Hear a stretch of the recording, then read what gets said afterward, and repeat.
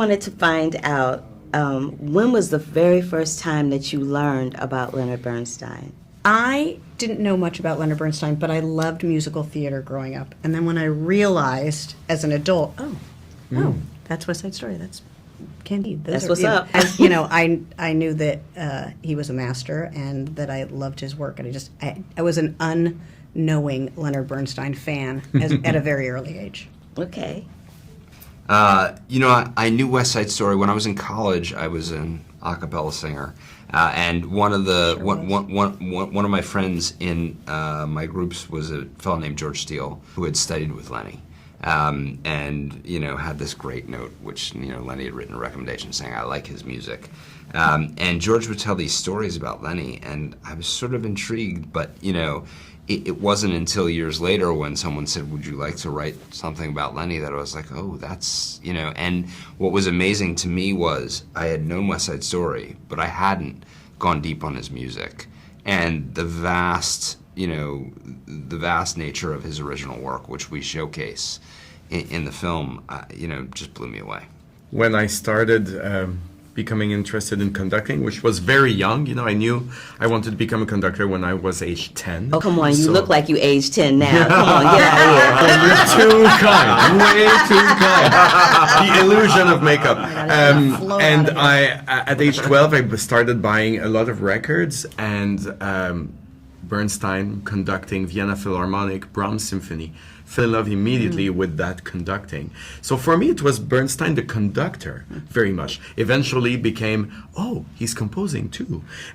And that, of course, now I conduct all his music, so I knew a lot about him, but for me, it was first and foremost a conductor, which is interesting, I think, because it's, in the film, we talk about this, how for some people, he was more a composer, some people it was a music theater, some people it was a concert pianist, he couldn't fit in one tiny box, and I think that's what makes this character so compelling also for a film. Absolutely, and I'll just share my moment, since I asked you to share with me. My moment was my mother and my uncle who sang opera. I became aware of him through them, and then eventually through West Side Story, because that's one of my mom's favorite films. So there's that. But I wanted to also find out from you guys, what was the most surprising thing that you learned about Bernstein in getting this film together? Because he was such a complex human being and so layered with his life professionally and personally. The most surprising thing, I think, was to feel that he was not what we all think he was in terms of, was the marriage fake, or was it true that he was also loving a lot of men? All of this, I think, is presented with such honesty that he had, as the film says a lot, an open heart. So he really loved Felicia, loved his family. The children, we can see how much they talk about the love of their father. And yet he loved men too. And this film is actually exposing in all its truth that love doesn't have only one definition. Leonard Bernstein was an omnivore. He wanted everything. He was insatiable. He needed everything and everyone, and he loved people, and he loved conducting, and he loved composing. Like there was nothing that satisfied him, but he loved it all. Last but not least. Yeah, I just echo what Yanni said, and there's this letter that Felicia wrote to Lenny in like 52, 53. They were just married, but it was before they had kids, and it was a little rocky.